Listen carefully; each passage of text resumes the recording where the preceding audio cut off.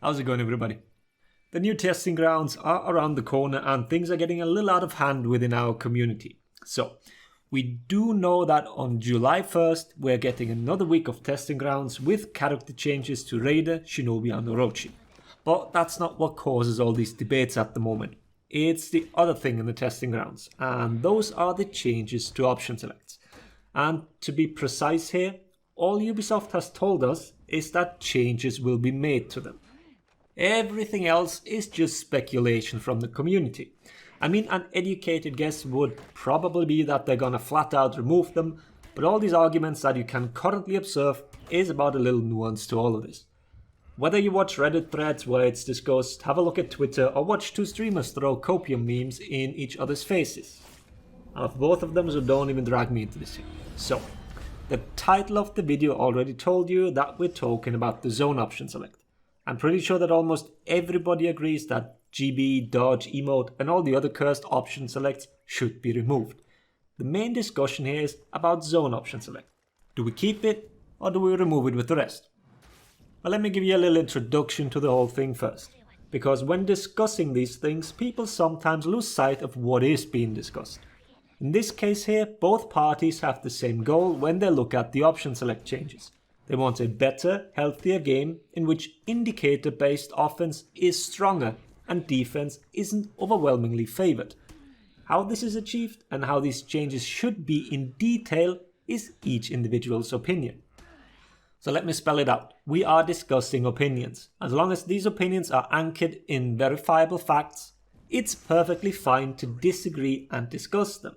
It's not like one side is flat earther level of stupid. And don't get me wrong, we have plenty of scenarios where this is very much the case in For Honor. This is not one of them. Alright then, I don't want to completely take myself out of this argument. Back in January when I made a video about the surge of option select use, I think it was shortly after people started sharing all the inputs. I said in that video that I wouldn't mind keeping zone option select, but the rest should really be removed. And I still stand by that. I think zone option select is not that big a deal, and as long as you know the mechanic itself, it is punishable pretty much every single time. Just look at deflect montages, half of them are baited out zones. What will those content creators do if it gets removed? Has anyone thought about these poor YouTubers? Well, jokes aside, the arguments you basically hear is that it adds depth. Which is a very vague statement, as we also always hear how shallow For Honor is in the first place. Which doesn't mean we need to cling to everything that might add some. Once again, this is very subjective. As a defensive tool, it does fill a niche.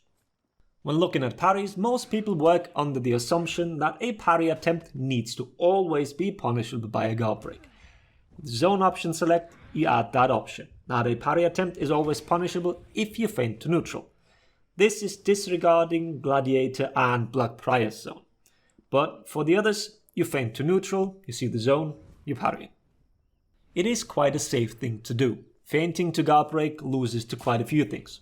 Interrupts, dodge attacks, and said zone option selects. Feinting to neutral doesn't really lose to anything, unless you go a couple of levels of reads deep. Like throwing a heavy from the zone direction, maybe baiting an early parry, you get the idea.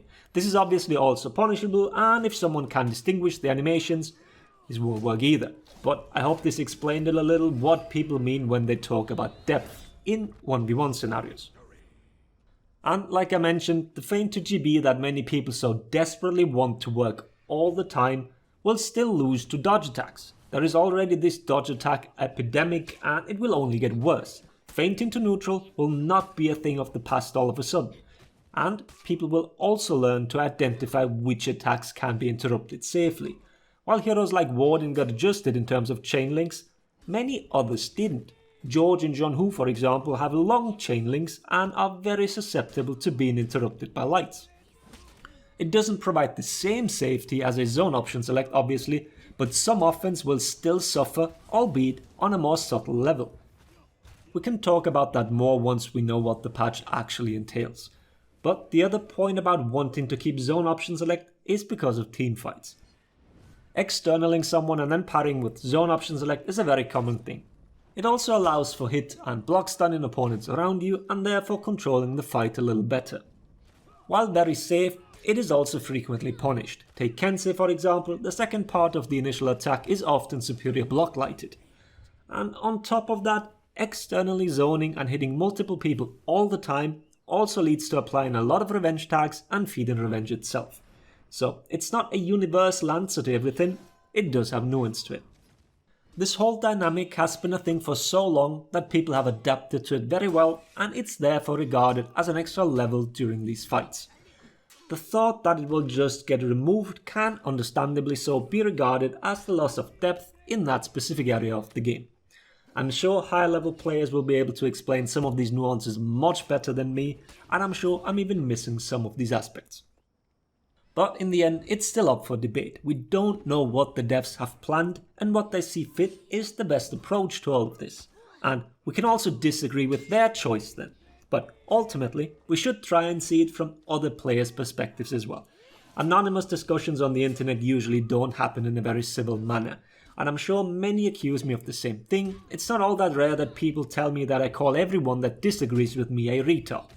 This topic will lead to many more discussions in the upcoming weeks, and I don't think it will be all that productive.